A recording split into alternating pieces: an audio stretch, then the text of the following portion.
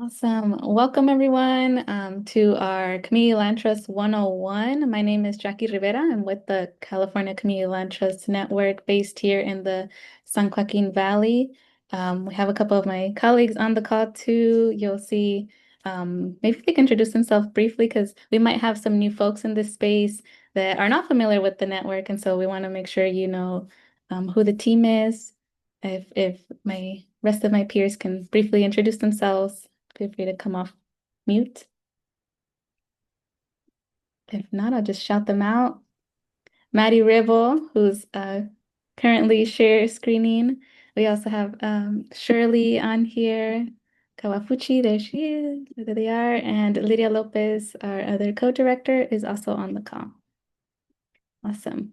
And with that, I want to again welcome folks that maybe are new to the California Community Land Trust Network. Also, some familiar faces on here, getting a refresher. Really happy to see some of our members and new staff from your respective organizations joining the call, some of your partners joining this call, and overall excited to be kicking off our 2026 workshop series with a nice, Community Land Trust 101 um, introduction for folks. Just briefly, the Community Land Trust Network is a membership-based organization here in California and composed of community land trusts, allies, and accomplices that are supporting the growth of permanently affordable, community-controlled land and housing in our state. And we'll be able to hear today from some of our members that are presenting, as well as we'll be sharing how you can get involved with the network towards the end and, tap into the resources as well as just the overall collective learning happening in these spaces. So welcome, and I will go on to the next slide. And just to share that the slide deck and the recording will be posted on the website. I'm also going to drop on our chat a Spanish slide deck that will be posted on the website as well. We're not able to figure out how to share them at the same time. So that'll be for our next workshop. But for now, if folks want to follow along on the Spanish slide deck, feel free. It will be posted on the website as well for folks to review with your teams. Um, but now to kick us off, I'm really excited to introduce our presenters for today.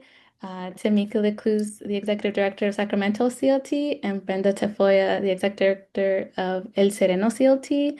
Both are members within the network, and we'll be sharing, the experiences that their organizations are having Sacramento and in El Sereno and LA area. And I'll pass it off to Tamika.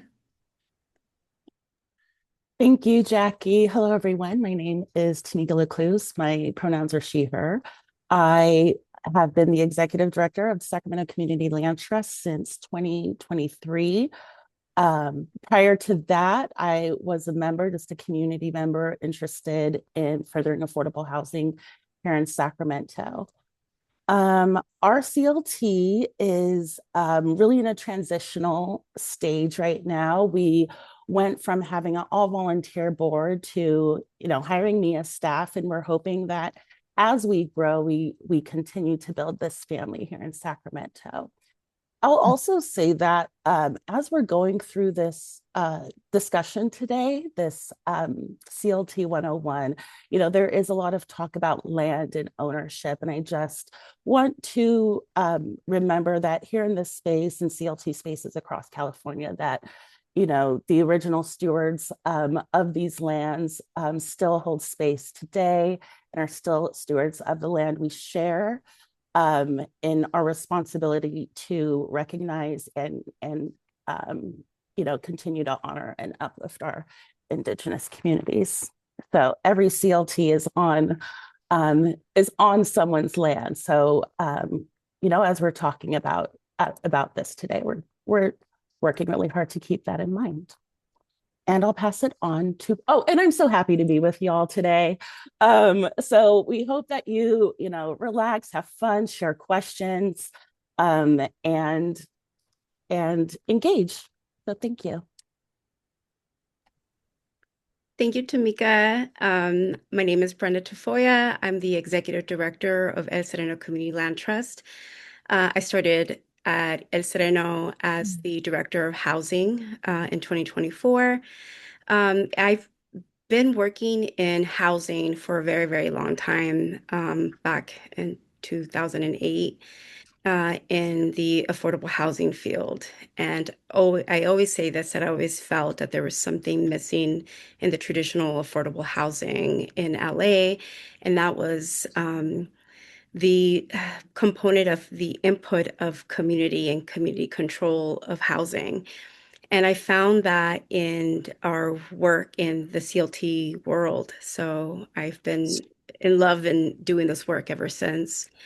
El Sereno is a community land trust that's part of the LA Coalition. We are also part of the California CLT network, but we have a Macy network in LA that if you get to know me, and you get to know people from LA, we're happy to share those resources. So I'm going to start off on the presentation. So if we can go to the next slide. And please, I don't like to bore people, so I'll try to crack jokes here and there. Don't get offended.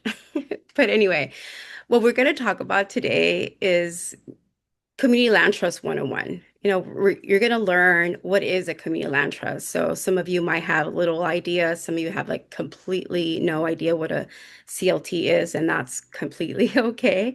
Um, we're going to learn why they exist and how they are organized and where can you find them, and particularly also like who are the partners that are supporting our work, and most importantly, how you can get those resources and how you can also participate in the work that we're doing. Next slide, please. So we want to know a little bit more about y'all. So if we can start with the poll, it kind of asking a question of what better describes you, just so we can kind of get a feel of who's in the room. If you're a community member, if if you work for a nonprofit, if you're a developer, if you work with government, if you're just a neighbor who heard of CLT, wants to know more. This is the part where you like drop your lunch and answer a question because I realize it's like 12 o'clock lunchtime. Okay, I see that a big chunk of folks in the room are part of a nonprofit staff. And the next, some of you will work with government, and we have some community members along with CLT staff who are probably getting a refresher on this work. All right. Okay, next slide, please.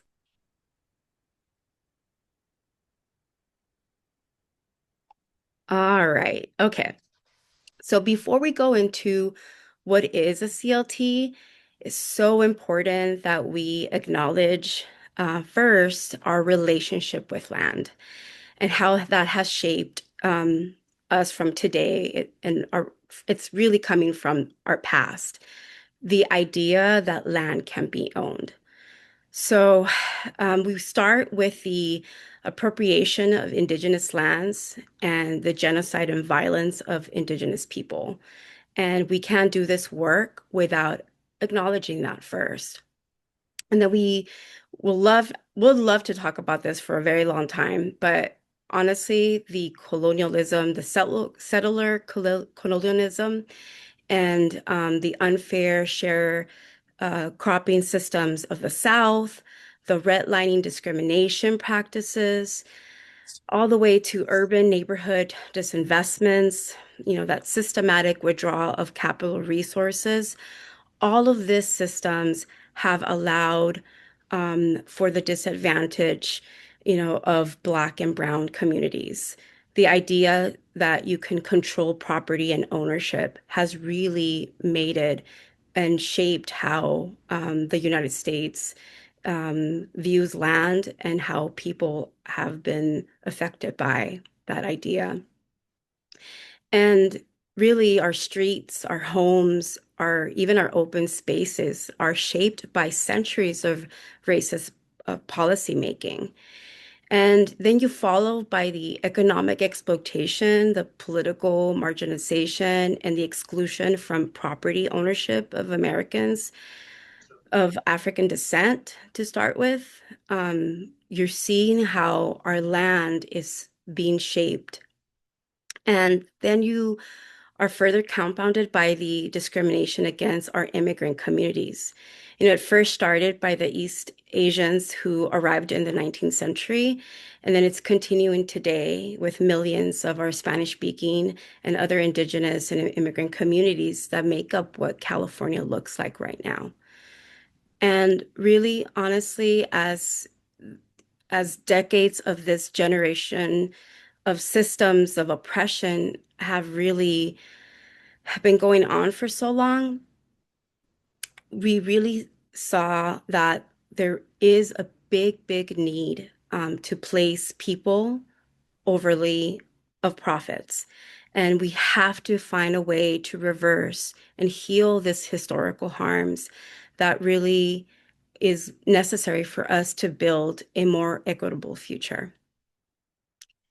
Next slide, please.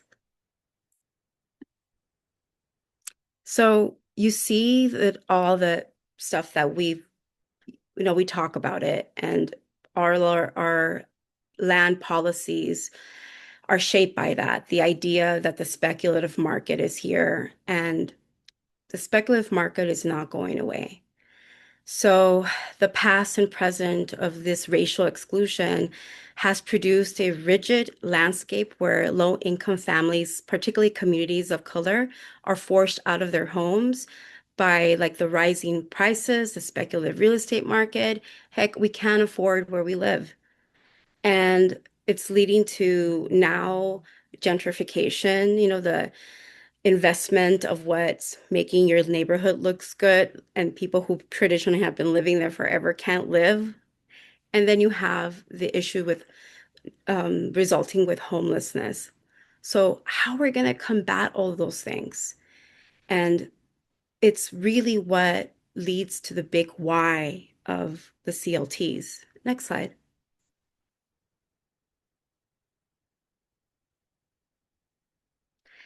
So we saw that there is a model that can create an alternative to the status quo, and it could really be a vehicle for creating stable, affordable housing opportunities for people that otherwise are like at risk of displacement.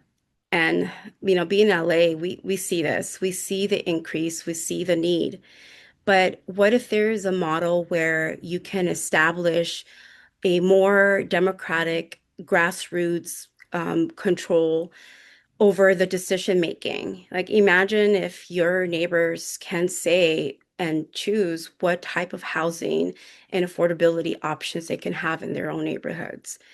And with the CLT model, we are able to do other things, that we can establish services that typically are not being provided and that are not really offered in the market. So now you have a CLT model that can offer things like urban agriculture, community meeting spaces, small businesses that nourish neighborhoods, in ways of like urban microfarms.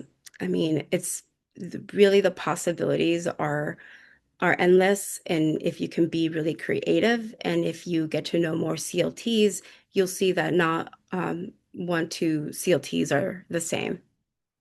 Next slide, please. So essentially, the origins of the Community Land Trust, it's really a model that grew out of indigenous practices and cooperative forms of property ownership across the world. So if you look at like the center of like of the international CLTs map, you can like Google and you'll see like, oh man, it's not just California, it's across the nation and across the world. I mean, you sometimes because of the time difference, I'll check out what a CLT in Brazil is been up to. And it's really exciting to see this work grow. But really, the origins of the first CLT came from New Communities, Inc., which was born in the struggle for racial and economic justice in the 1960s in the South and Georgia. And it was developed by civil rights leaders and pioneered by Black farmers. So new communities became the largest tract of land owned by African Americans in the United States. And this was a successful model that became an example for many other communities that were seeking to secure permanent affordable housing and equitable economic development. So, what is this model? I'm going to give it to Tamika, pass it on so she can go more into depth of what is a CLT. Thank you, Brenda. Next slide, please.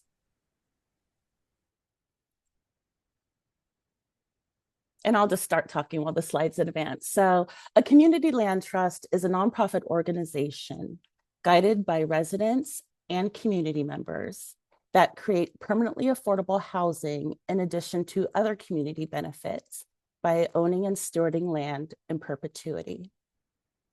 Here, you'll see the basics of the CLT model: resident ownership, a 99-year ground lease for home ownership. There are some different laws around ag and community gardens and their lease term, but I'll go into that a little bit later. And then community ownership, or that collective power. Residents, build equity, gain security, and really have that stability to stay in their communities. The 99-year ground lease guarantees that it'll be affordable for that resident throughout the term of the lease, and possibly their children or grandchildren, or whoever inherits that property during that lease. And then that community ownership, that ensures that the community interests are put first in rebuilding, keeping it affordable, keeping it from market speculators, and then making sure that this land has multiple benefits and uses by its members. Next slide. So CLTs promote all kinds of affordable housing. Like Brenda said, there's really no one way to do a CLT.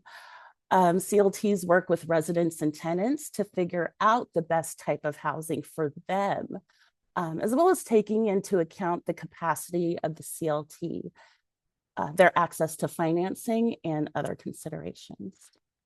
So CLTs across the state, across the country, own single-family homes, limited equity housing cooperatives, or LEHCs, condominiums, multifamily rentals. Next slide.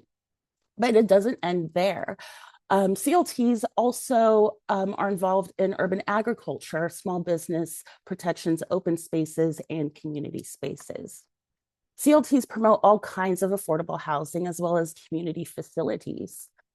El Sereno has a community garden with native plant programming, and CACLTN has a community garden that's operated in partnership with another nonprofit serving families exiting homelessness. Next slide. So how does this ownership model work all together? Well, CLTs retain the land within the land trust to ensure permanent community ownership. The structure and its improvements are owned by the leaseholder.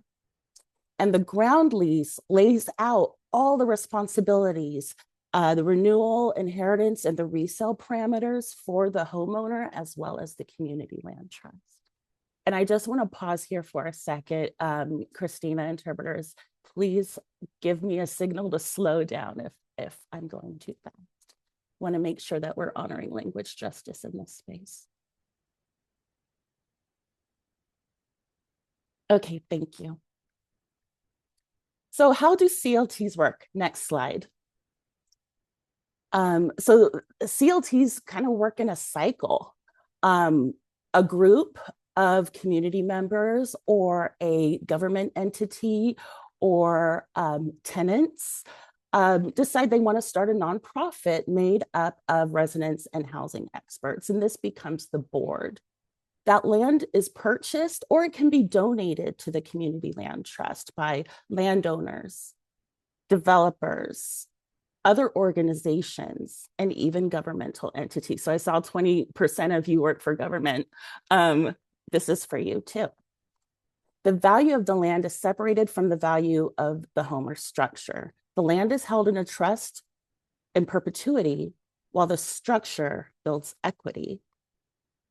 And CLT homes really meet a family's home buying power, right?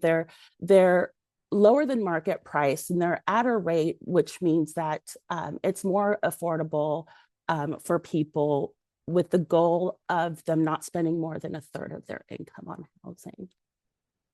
So the home is sold to a buyer that meets those income qualifications, and then that long-term lease is held by that person or transferable to their dependents. But those homeowners are responsible for the improvements to that structure. And if they decide to sell the home, and this is all laid out in the ground lease, and they can differ between CLTs, but there's a shared equity piece where the some of the equity goes back into making sure that that home is affordable to the next buyer. And then the cycle just continues from there. Some CLTs focus on rental housing or other activities, and many CLTs steward shared equity housing in the form of single family homes, condos, and co-ops. When a homeowner does agree to sell, they are agreeing to sell it to a new family below market price to ensure that affordable perpetuity that we spoke of earlier. Next slide. And I'm going to turn it back to Brenda, who's going to talk a little bit about community control residents and the differences. You might hear land trusts, but there are different land trusts and what those differences are. So Brenda. Thank you. So yes, so you kind of get a little background. Okay, how is the land trust? What does it do? And you wonder, like, how is the community control? And the size of the community land trust can range from a single neighborhood to an entire county. And typically, and all adults who live within the community land trust can qualify as a voting member. A board of directors leads a CLT with members drawn equally from the three groups. And usually, a community land trust is in a tripartite board structure. So you'll have residents, your leaseholders, you'll have community members who give input of the land trust, and then you have your public, your communities of interest, the technical representatives who can really connect to broader support or constituencies. So your tech experts could say. And we kind of want to refrain from using stakeholders. I think Tamika and I, we had a really good discussion on why the word stakeholder is something that's a little bit it's controversial because it comes from um, the colonial times where the settlers used to actually use stakes and mark territory. So Tamika and I are in agreement that we should move forward and say communities of interest instead of stakeholders. But really, honestly, the purpose of the CLT is designed for the flow of power to circulate in a way that the community voice and the accountability is shared. Next slide, please. So, you've probably heard of some land trusts that are very conservation like based, and you probably wonder, okay, what's the difference between a community land trust and an environmental friendly land trust, a conservation land trust? And let's quickly address that because it could be confusing. While community land trust and conservation land trust have some things in common, they're quite different.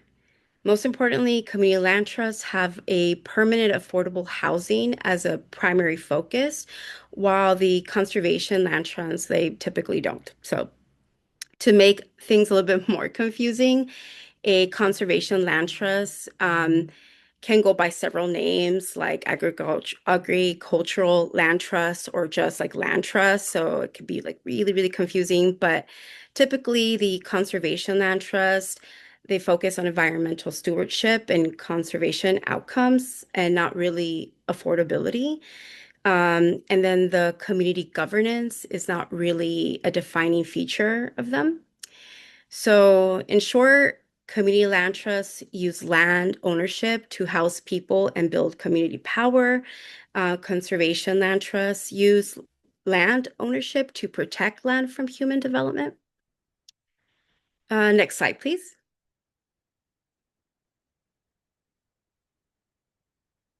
Let me see the next one.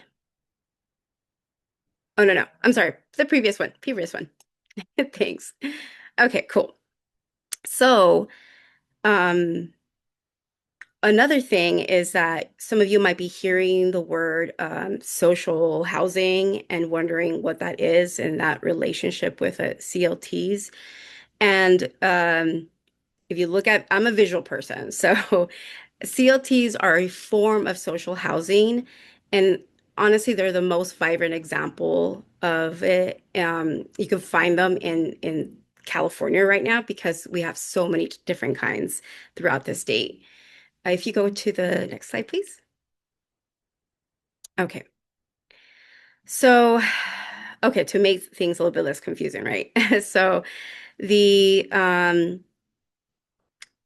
community, let me see, I lost my little train of thought. Okay, so if you look at community land trust, and so sorry, give me one second because I lost my place of my notes. Mm, da-da-da. Oh, anyway, well, I don't know where my notes went, but what I was trying to say is that in social housing, you'll have the community land trust, and they could be done in different ways. You can have land banks, you can have limited equity housing co-ops, and you can see that some indigenous land trusts can touch on both, where the conservation land trusts are typically in open space and agriculture. So social housing is the bigger aspect of housing. There's a affordability component to it, and public housing is actually something that the United States has had invested in the past. So you see that in affordable housing, you see that what people think of like Section 8, but it's just under the umbrella of social housing.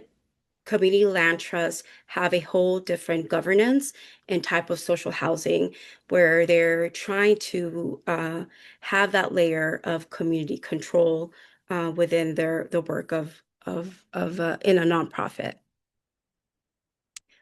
Next slide, please.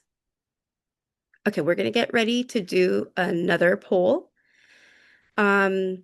What stage are you at in exploring developing a CLT? We kind of want to know if you're curious, if you're actively right now trying to form a CLT, if you're affiliated with a partner that's already existing, if kind of get a little feel of where you're at in the work. And it's okay if it's just you just want to know what it is. All right. 43% vaguely curious. Sweet. And then 30% of you are already affiliated with another partner and or existing like CLT. So very curious on the other answer on that 12%. Okay. I'll pass it on to Tamika. Thank you. It's exciting also to see about 14% of you are starting CLT. So, we are a big, mighty group here in the state of California. So can't wait to welcome you to the family.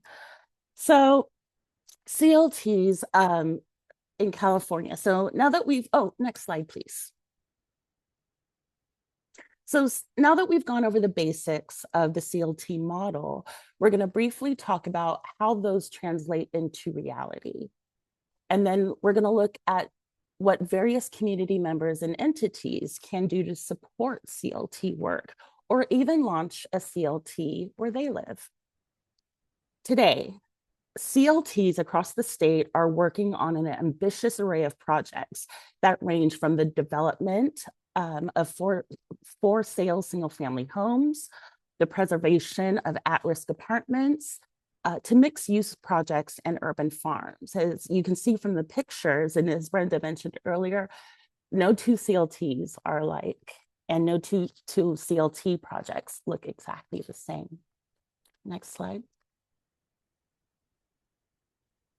So let's go into a little bit more in depth of how CLTs create the security for residents and how you can help support the growth of CLTs. CLTs use various governments and membership structures to get started and to achieve that community control. For example, you have South Tower CLT uses self-perpetuating board with residents and community members. I think this slide will also need to be advanced a little bit more. There might be a second piece. There we go. Trust South LA has general membership and appoints their boards. Long Beach CLT was incubated by Libre, Long Beach Residents Empowered, and is now its own nonprofit entity. Sacramento CLT initially elected a transitional board and holds annual elections with staggered positions for community members. Once our community land trust has 3 resident homeowners or leaseholders, then SAC CLT has positions designated for those residents on their board. Bakersfield CLT was launched in partnership with the city of Bakersfield, and that still has representation on their board. So you'll see that the governance structure can really vary among CLTs depending on the community needs and who forms them. Next slide. The next piece is stewardship. The CLT communities, and this one will also need to be advanced. CLT communities remain long-term stewards of their properties through long-term stability, affordability, and financial sustainability for the residents that they partner with. This is done through providing support services and monitoring of the property for the length of the lease. So it could be financial counseling, foreclosure prevention, credit cleanup, community organizing, resource pooling, and it also includes, occupancy requirements, resale restrictions and rent limitations, property maintenance, and the CLT's ability to intervene in emergencies.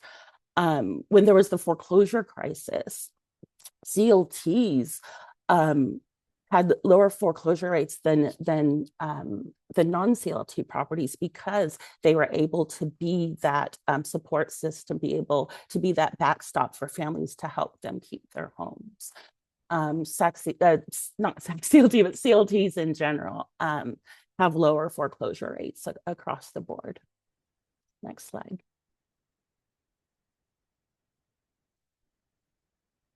So we're going to talk a little bit about some of the resources that are needed to start and maintain a CLT, as well as to make sure that families and residents have that long-term stability and affordability. Brenda?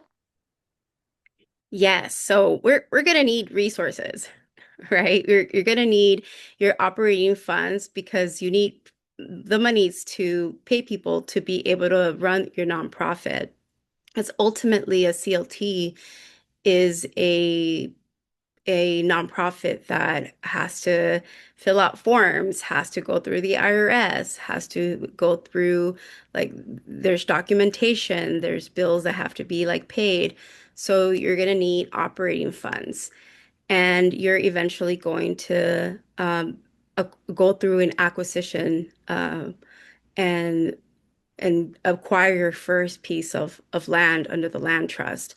And then once you have a piece of land, then you're going to encounter that the speculative market does not go away. So real estate process, you'll see that there's an asset and property management component that you'll have to be knowledgeable in how to do the work of keeping your asset going.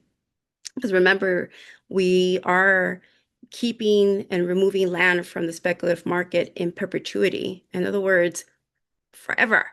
And to do that, we have to get all of our stuff together, and we have to know how to how to do the administration in a correct way.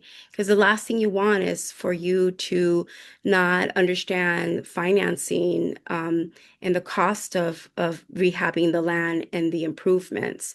So sometimes I have to take a note and mention this, that a lot of community land trusts come from a grassroots organizing space where they're really pushing the housing need, and then wow, you finally get staff, and then you get your board, and you get your representation from your community, and then you finally acquire your first piece of land, and now it's where that boring work begins. And you're going to need funds, and you're going to need some of those hard skills like to kick in to keep the administration going. If we can go to the next slide. Okay, so where are we going to get the money? Where are the resources? Well, you can get them from like the government. There's like housing programs and monies that are available.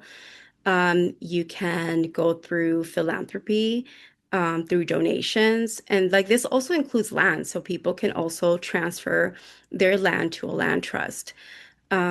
You can receive some monies through a low-cost financing, and then you can also have some programs that can bring in some like revenue into your nonprofit. And through your operating funds, like say you've already acquired a piece of land and you have like a rental property on it, maybe some of those funds can come in from that rental, and or something as simple as membership fees. I always say that in order to get your CLT going, you're going to need like 8 streams of revenue at all times. And really, honestly, with crowdsourcing and capital campaigns to keep your land trust going means that you're going to be actively fundraising, throughout the year, and filling the landscape of your work, and pushing your story of why your land trust came to be able to continue the secure resources. I have to add that in LA, we successfully, through the LA Coalition and our partners, were managed to pass a measure um, that was able to tax real estate transactions that are like multi-million dollars. And that pot of money through that measure is now at like 1 billion. And part of that money is going through social housing needs, and a lot of it is for rehab and new construction, and incentives for developers to work with CLTs. So now the little guys uh, have a pot of money in LA, and we're trying to spread this model to the county of LA, to be able to continue fund our work. So finding creative ways to keep the operation money is, I think, it's key. Next slide, please. I'm going to pass it on to Tamika. Thank you. So now that you know what resources you might need to get your CLT up and going and running, you might want to also think about where your CLT will be, how much footprint, how big of a footprint will your CLT be having on a community. CLTs can work at various scales, from one small neighborhood or zip code to a whole county or region. The Dudley Neighborhood Initiative CLT in Boston covers dozens of lots in a single neighborhood. And by contrast, Elevation CLT stewards housing in several communities across the state of California. You'll also find that in some areas, like large urban centers, you'll find maybe some overlap of community land trusts. You know, the Bay Area has multiple community land trusts that work together to further CLT funding and opportunities and policy in the Bay Area that impacts its residents. Similarly, some of California CLTs are in denser areas and have sort of collectives, right? There's like a Los Angeles collective. We have our Central Valley folks working together. So it really is not just CLT standing on their own, but through these resources and through that overlap and through these collections, you'll see that CLTs don't work in silos. We work together and we build partnerships across the board. So and we'll pass to the next slide, please. So how do you grow a CLT? Who should be, you know, part of that growth? Really any combination of populations of interest can uplift, partner, and sustain community land trusts. We have tenants and neighborhood activists, community-based orgs, city or regional government, existing community land trusts. We have some that incubate others, and then also nonprofit affordable housing developers. I'm part of a group, the Black Community Developers Group, and a lot of the folks in this group are CLTs on the East Coast, which are incubated or partnered with their NeighborWorks organizations. So it really does look different just depending on the needs, who comes together, and the needs of the community. Next slide. There are some things to consider when starting or growing your CLT. Not everybody has funding or those resources to start with staff. I had mentioned earlier that Sacramento Community Land Trust, you know, we started as an all volunteer board, and it wasn't until, you know, about 7 years in that they had pulled enough resources and had established enough to be able to actually hire staff. But there really is no one way of doing it. You can have volunteers and board members do the work. You can hire a community organizer or partner with a community organizing organization, or you can also borrow staff capacity from an existing CLT community development corporation or another nonprofit. And there are some examples below. Next slide. So there's some questions that you're probably going to need to answer, or you might definitely need to answer before starting your CLT. Who should be at the table? You know, who are your key community members? Do you want people involved in housing or finance or policy? Do you have potential funders who can be at that initial you know, resource sharing and formation of your CLT? Who will you have steering the growth of your CLT, and who do you want? Who's the intended beneficiary of your CLT? What communities are you serving? Are you serving a specific neighborhood? Are you serving a neighborhood that might have a history of redlining and gentrification and displacement? Or maybe it doesn't have a history, but it's going through active displacement and disinvestment. You'll also want to figure out what kinds of projects or priorities are for your community land trust. You know, is it housing? Is it single family homes or multifamily homes? Is it home ownership or rentals or tenant owners? Do you want community gardens? Are you here to preserve small family businesses that are at risk of being displaced in your communities? those are some of the questions that you'll need to ask when it when it's time to look at what kinds of properties are your CLT's priorities. What geography are you targeting?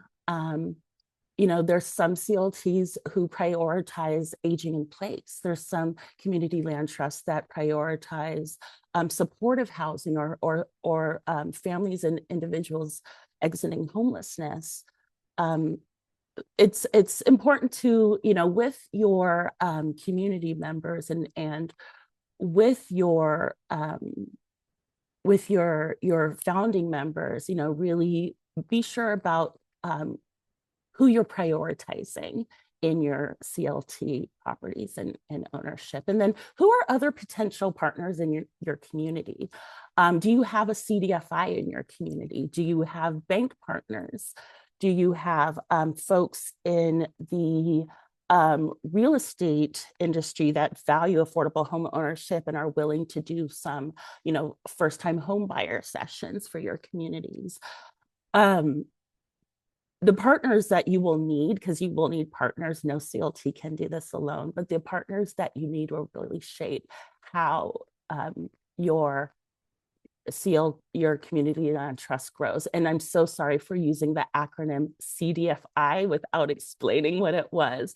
Community Development, like financial institutions. So they are an organization that can provide funding to get your CLT up and going, usually with different, with more accessible products than a traditional bank or lender. I hope that helps. All right, and so next slide. And sorry, I just went blurry. It'll clear up in a second. So you are here with our CLT network, and the California CLT network has over 50 CLTs across the state, encompassing 25 counties. We have over 1,650 units of housing, over 3,500 residents, and 75% of those residents in CLT housing across the state are Black, Indigenous, people of color, or BIPOC residents. And so you will also see the different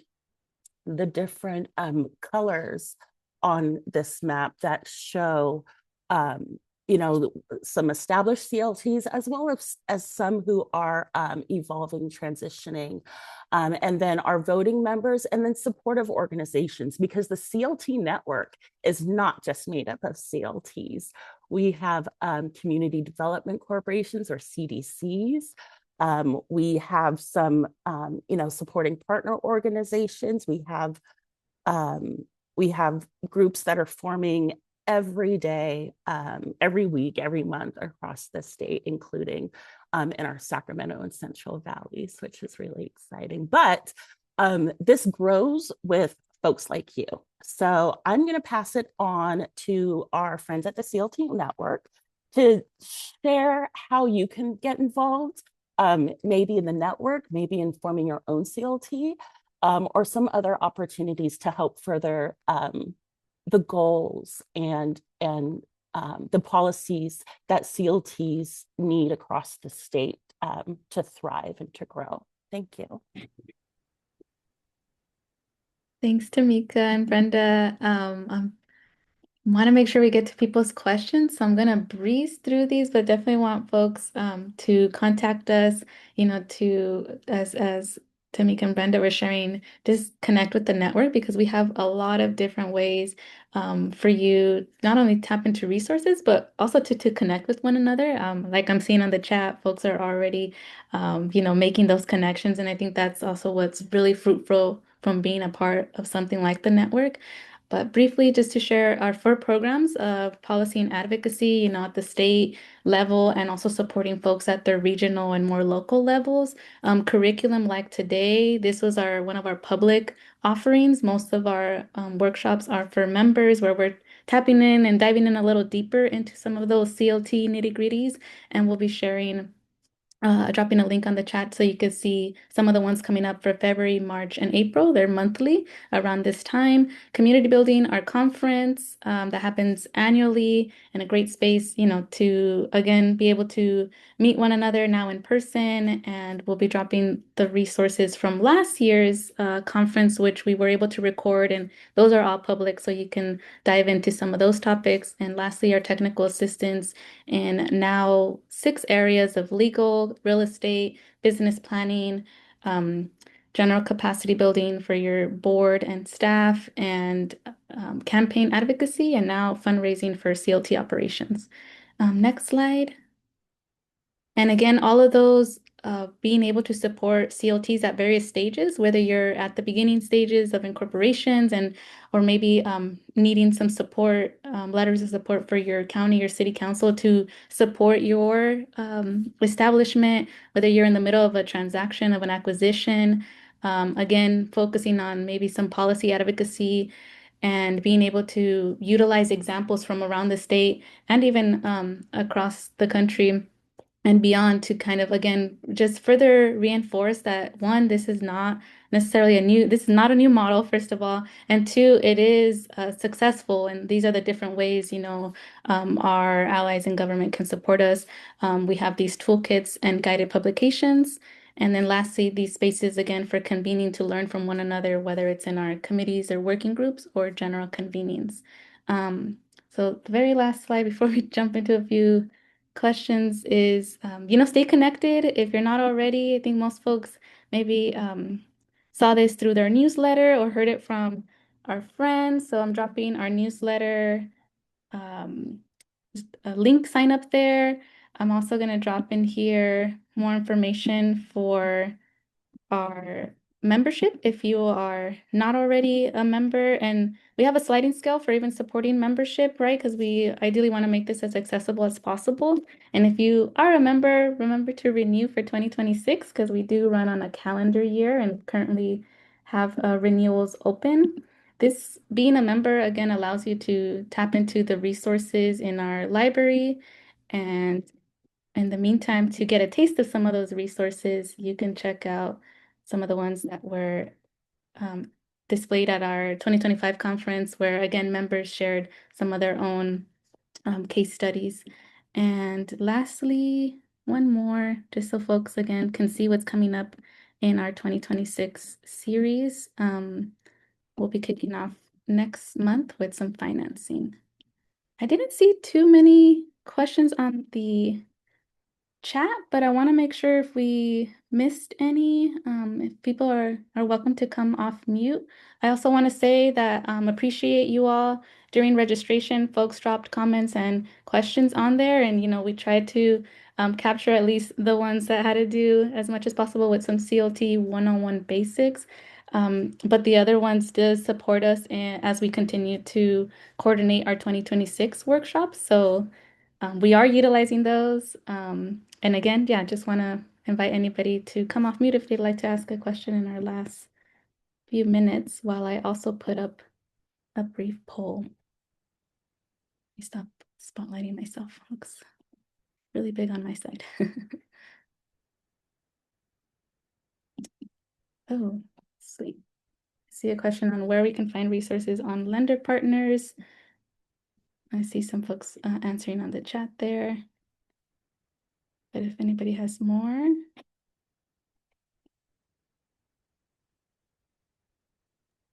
Not, I don't have like a list or anything, but one of the things that I've done when I was really new and trying to figure out all the acronyms and things, the like Federal Housing Loan Bank or something of San Francisco, they have a list of their members. And a lot of them are CDFIs or community development financial institutions. And that's how I found out who in Sacramento was a CDFI, because I had no idea.